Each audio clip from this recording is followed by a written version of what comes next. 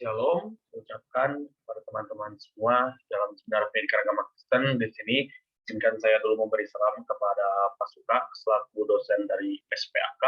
Dan kepada teman-teman semua juga saya ucapkan salam. Perkenalkan, saya Agripa Juniardi dengan NIM 18077731 dari jurusan Manajemen Resort dan Leisure.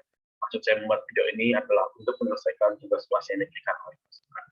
Nah, sekarang itu saya akan mempelajari atau menjelaskan lebih lagi dan pemahaman saya dari pengajaran-pengajaran yang telah Pak Suka jelaskan. Nah, pertama adalah visi misi. Visi misi itu apa sih sebenarnya? Visi misi itu adalah sebenarnya hal yang rancu dan hal yang bisa dijelaskan menurut saya. Karena sebuah visi misi itu diharuskan bagi seorang yang hidup. Karena jika tidak mempunyai visi dan misi, kita tidak punya fokus ataupun tidak punya tujuan. Kita dapat dilihat bahwa visi hidup kita harus bisa mengenali langkah untuk mencapai tujuan. Ya, mengenali langkah ini maksudnya adalah untuk mencapai potensi ataupun untuk tahu kita tuh hidup tuh mau ngapain. Tuhan pasti memberikan sebuah amanah, Tuhan pasti memberikan sebuah kekhususan bagi kita jika kita dilahirkan seperti itu. Lalu juga kita itu memiliki peran masing-masing dalam hidup. Ya, pasti kita memiliki peran masing-masing. Gak mungkin kita dilahirkan hanya semena-mena karena tidak kesengajaan mungkin, atau karena ya udah lahir aja gitu, kamu hanya untuk memenuhi bumi. Enggak gitu. Tuhan tuh pasti tahu gitu. Kita mempunyai peran yang kita punya perannya masing-masing, dan kita mempunyai sesuatu yang besar untuk membawa sebuah perubahan. Lalu visi penting itu untuk mencapai tujuan dan tetap fokus. Ya, gak mungkin orang hidup tanpa visi. Sekalinya pun dia tidak mengetahui visi, tapi dia minimalnya dia tahu tujuannya mau ngapain. Karena visi itu penting. Visi itu adalah sebuah tujuan kita, apa yang mau dicapai. Sementara misi secara mudahnya itu adalah strategi apa yang kita inginkan.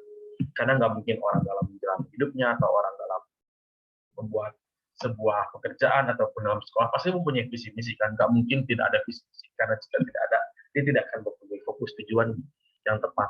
Maka dari itu visi juga harus kita tetap fokuskan agar kita tidak salah kaprah dan tidak salah jalan. Lalu di sini ada juga visi misi. Lalu tujuan hidup manusia. Ini menurut Alkitab sendiri. Kita dirancang untuk menyenangkan Allah. Ya, kita dirancang untuk menyenangkan Allah, maksudnya memuji Tuhan, kita melayani Tuhan, semuanya. Kita nggak mungkin semena-mena hanya untuk menyiksa ataupun hanya untuk berbuat jahat. Enggak gitu. Kita itu dirancang untuk menyenangkan Allah, karena Allah telah memberikannya kepada kita. Kita apa yang bisa berikan kepada Allah yang menyenangkan Dia. Lalu kita juga dibentuk untuk menjadi anggota keluarga Allah. Ya, Tuhan membentuk kita itu menjadi anggota keluarga di mana kita pelayan gereja, kita dalam fokus dalam gereja juga. Tuhan nggak semena-mena menjadikan anggota keluarga Allah kita juga menjadi sebuah kayak nggak terpeduli atau tidak terpending. Enggak. Anggota keluarga Allah itu adalah kita sendiri, dan kita pun harus bisa menjaganya. Jangan sampai Allah menjadi kecewa. Lalu kita diciptakan untuk menyerupai Kristus. Menyerupai Kristus ini ada yang maksud bagaimana kita harus meninggalkan segala duniawi yang ada di dunia ini, dan kita harus bisa berserah terus kepada Kristus, di mana kita juga harus bisa menyerupai Dia dari sifat, mungkin dalam hal berbuat kebaikan dalam hal yang lain gitu. Jangan, karena mengapa juga tujuan hidup kita ya hanya Kristus itu sendiri, tidak ada yang lain. Kita didesain untuk melayani Allah. Iya, seperti bagaimana yang saya bilang, untuk melayani Allah. Karena mau bagaimanapun juga kita melayani Tuhan. Tuhan itu senang dilayani. Tuhan maksudnya dilayani itu karena Tuhan telah memberikannya kepada kita. Masa kita tidak memberikannya kepada Tuhan? Karena Tuhan sudah memberikan segalanya gitu. Everything Tuhan berikan kepada kita. Semuanya, orang tua yang baik, nafas, semuanya hidup di sini. Makanya kita tuh harus bisa gitu, visi-visi dari tujuan hidup manusia yang Allah pengen ini, lalu kita dibuat sebuah visi, tidak apa strategi. Nggak mungkin kita dibuat itu nggak berguna sama Tuhan. Nggak mungkin. Sekiranya iya, pasti Tuhan punya sesuatu yang berbeda dan suatu perubahan yang mau untuk kita sendiri. Seperti itu. Lalu juga di sini ada 1 Kolose ayat 16 ayatnya.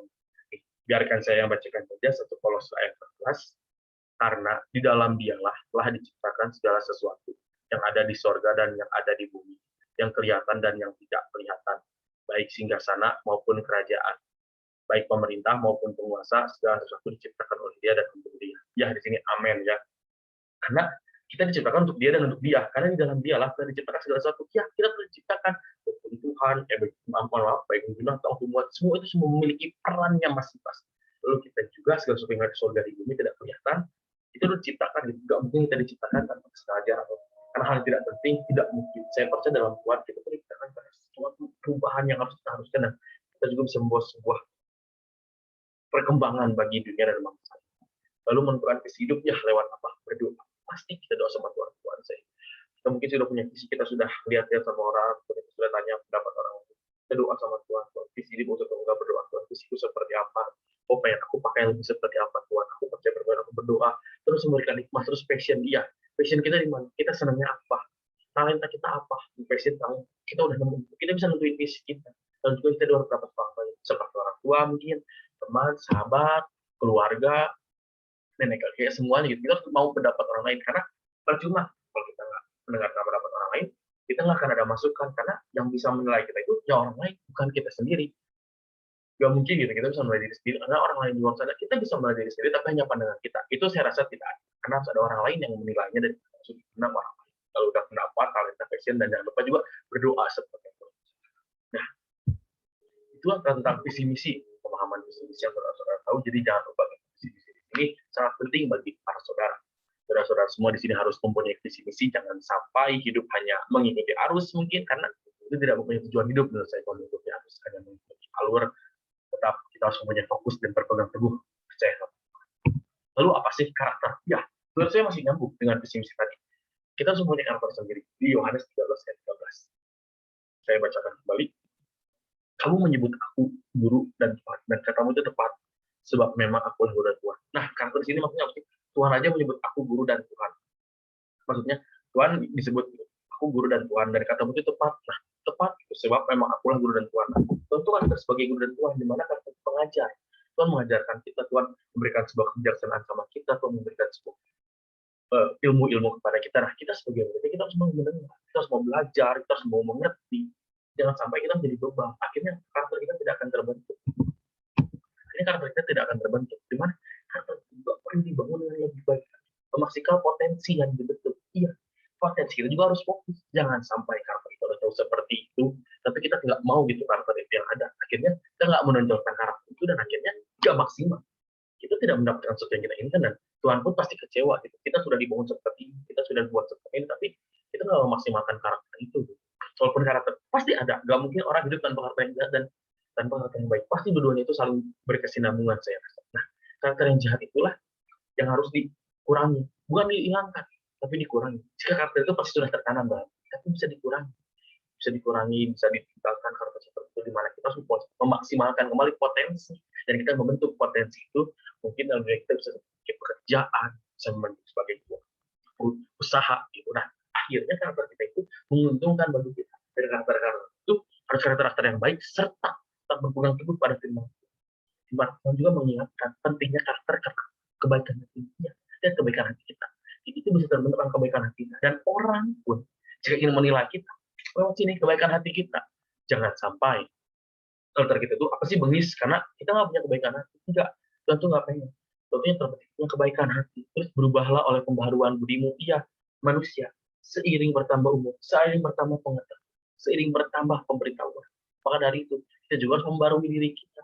Kita coba cross check lagi, evaluasi diri kita mungkin, atau kita lihat suasana, oh apa yang berubah, atau oh saya dengar orang lain ternyata saya harus begini seperti ini. Kita harus mau menerima. Ini adalah pembaruan budi kita. Jangan sampai kita mungkin kekeh sebutannya berpegang teguh sama menurut saya gini enggak. Itu bagus. Secara itu mungkin bagus, tapi kita juga harus dapat orang lain dan nggak bisa semuanya itu sesuai dengan ranah kita. Nggak semua itu sesuai dengan ekspektasi kita. Kita harus lihat kondisi lapangan. Kita harus lihat kondisi apa yang ada. Jangan sampai kita malah nggak mau dari kita yang dijauhi dan malah kita nggak ada teman dan akhirnya Tuhan malah kecewa sama kita. Oh bukannya kita mau bagus ini malah kita jadi lebih jelek. Akhirnya kita menutup diri dan kita bisa-bisa nggak punya karakter sendiri gitu. Bisa-bisa kita tidak punya karakter baik ciri khas kita tersendiri. Lalu kerendahan hati dan integritas. Ya, kerendahan hati di sini adalah seperti tadi, turunkan ego kita. Kita juga sudah dewasa, saya rasa teman-teman SPAK di sini umurnya mungkin 21-20 tahunan ya, pokoknya bisa berdiri, integritas di mana.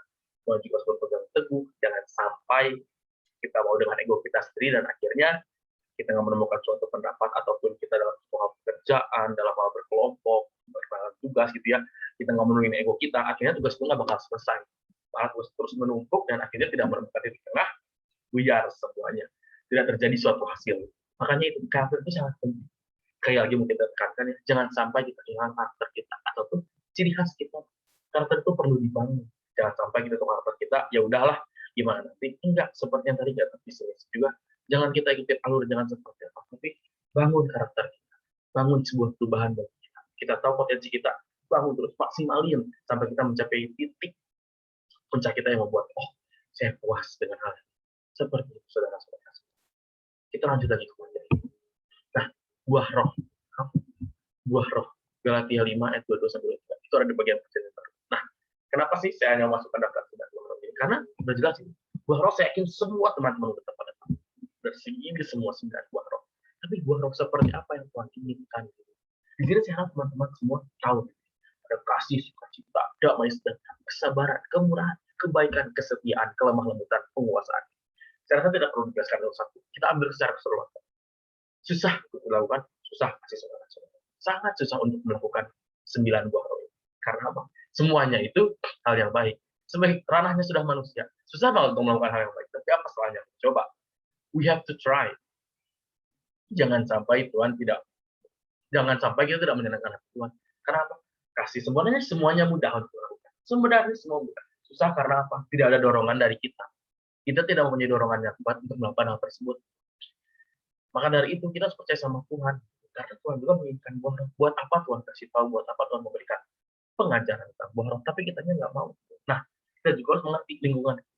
Kita coba mengajarkan, kita coba memberitahu. Gitu. Saya yakin saudara-saudara semua di sini dalam hal gereja pasti sudah bagus. Ya, nah, itulah kita bisa melakukan di sini. Walaupun memang ada yang susah, seperti saya sendiri mungkin tentang kesabaran, tentang penguasaan diri, gitu. Itu saudara susah di saya tentang kasih itu sangat susah bagi saya. Tapi kita harus mau belajar, terus memberikan perubahan-perubahan bagi saya. Seperti tadi, kita harus membarui diri kita, memperbarui budi kita. Karena ya gitu, kita nggak bisa sesuai dengan kualitas kita. Kalau kita terus berpegang bersama kita dan kita tidak memperbaiki diri, kita tidak akan menjadi orang yang bagus. Kita malah akan menjadi sebuah benalu mungkin di masyarakat. Maka dari itu buah roh itu sangat penting. Dan buah-buah roh ini dapat kita capai nggak semena-mena. Kita harus ke gereja juga, harus pintar baca Alkitab, berdoa sama Tuhan, minta bantuan sama Tuhan, tanya Tuhan gimana saya untuk mencapai buah-buah roh di sini. Jangan sampai saya menjadi orang yang tidak berguna, jangan sampai saya menjadi orang yang merugikan bagi orang lain. Makanya itu buah roh ini sangat penting. Inti dari buah roh itu adalah 9. Bagaimana kita mencapai ke-9 ini? Dan terpenting itu buah roh itu bukan buah seperti biasa. Tapi kita juga harus mengerti dan tahu bahwa Tuhan menciptakan ini tidak semena-mena tentang buah roh. Buat saya sih seperti itu buah roh di sini. Lalu menang terhadap pencobaan.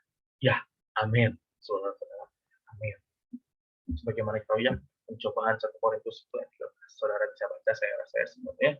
Nah, lalu sebenarnya pencobaan seperti apa sih? Apakah lalu iblis yang memberikan pencobaan? Saya rasa tidak. Karena apa? Karena iblis juga tidak selalu memberikan pencobaan, gitu ya. Gak mungkin Yohanes segala sesuatu. Kita baca dulu ayatnya. Maaf. Pencobaan-pencobaan yang kamu alami ialah pencobaan-pencobaan biasa yang tidak melebihi kekuatan manusia. Sebab Allah setia. Dan karena itu, Dia tidak akan memberikan kamu dicobai melampaui kekuatan. Pada waktu kamu dicobai, Dia akan memberikan kepadamu jalan keluar sehingga kamu dapat. Amin, saudara. Ya, saya ayat dulu ya. 1 Korintus 10 dapat itu. Tuhan nggak mungkin ngasih pencobaan yang lebih dari kita. Nggak mungkin Tuhan ngasih pencobaan yang lebih dari kita. Ataupun terkadang saya yakin, saudara pasti mikir, aduh Tuhan, saya nggak capek gini. Tapi Tuhan lebih dari kita. Nggak mungkin. Mungkin dapat kita lewati. Itu kalau lebih pun, pasti Tuhan memberikan sebuah bantuan, ataupun Tuhan memberikan sebuah pengertian, pemahaman. Di mana Tuhan mengerti, oh, kamu tuh harusnya gini-gini. Tapi apa? Kita yang ego kita yang tinggi akhirnya.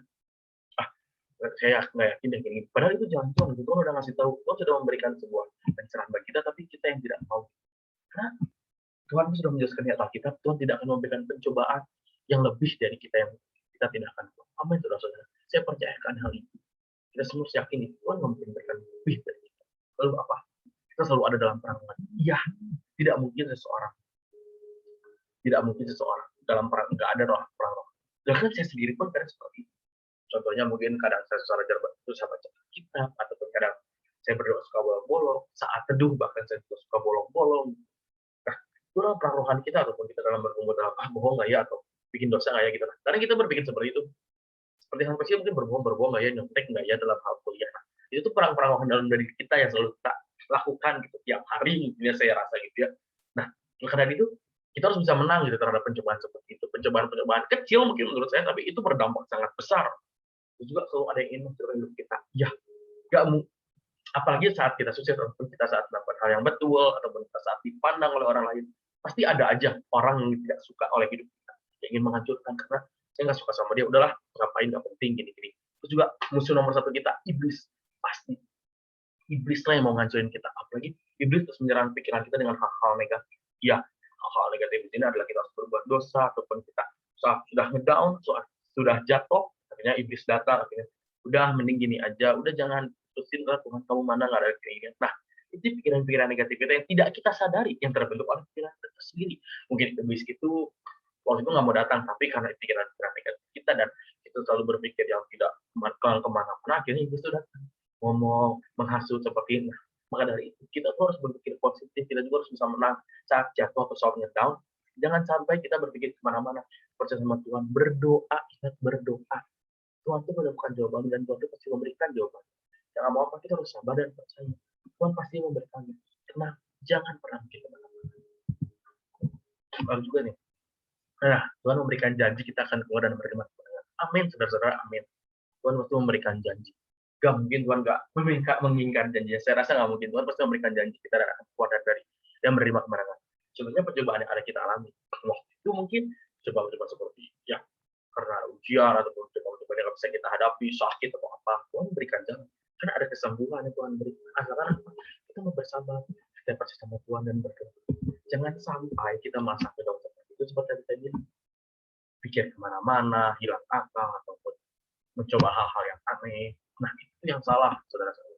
Maka dari itu, kita juga seperti sama Tuhan. Tuhan pasti memberikan janji, karena Tuhan tidak akan memberikan yang lebih dari kita, ya, kekuatan. Lalu tunduk kepada Allah. Pasti, saya sudah bilang, tunduk kepada Allah, suruh berdoa, jangan sampai, jangan kemana-mana, itu juga beriman, pasti, saudara. Saya percaya saudara-saudara di sini semua, teman-teman SPMK, pasti beriman sama Tuhan. Tidak mungkin tidak ada yang beriman sama Tuhan. Saya rasa, saya yakin dan percaya.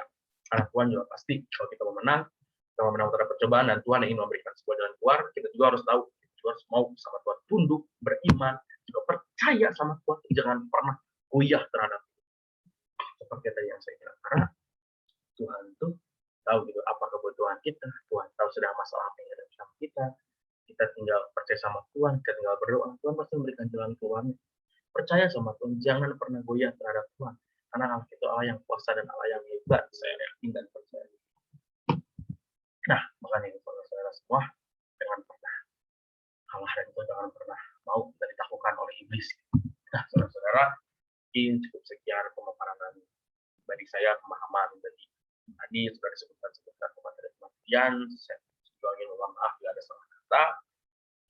Juga buat saudara-saudara semuanya, tetap bersama Tuhan, walaupun kita sudah mau dalam lunas dunia kerja, atau berada di dalam skripsi wisuda, saya kira percaya, tetap bersama Tuhan dan tetap percaya sama Tuhan. Yang cukup sekian pemaparan saya, mohon maaf bila ada salah kata. Saya ucapkan berpasukan terima kasih banyak juga sudah mau mengajarkan kami selama 1 semester kemarin. Saya ucapkan shalom. Dadah teman-teman.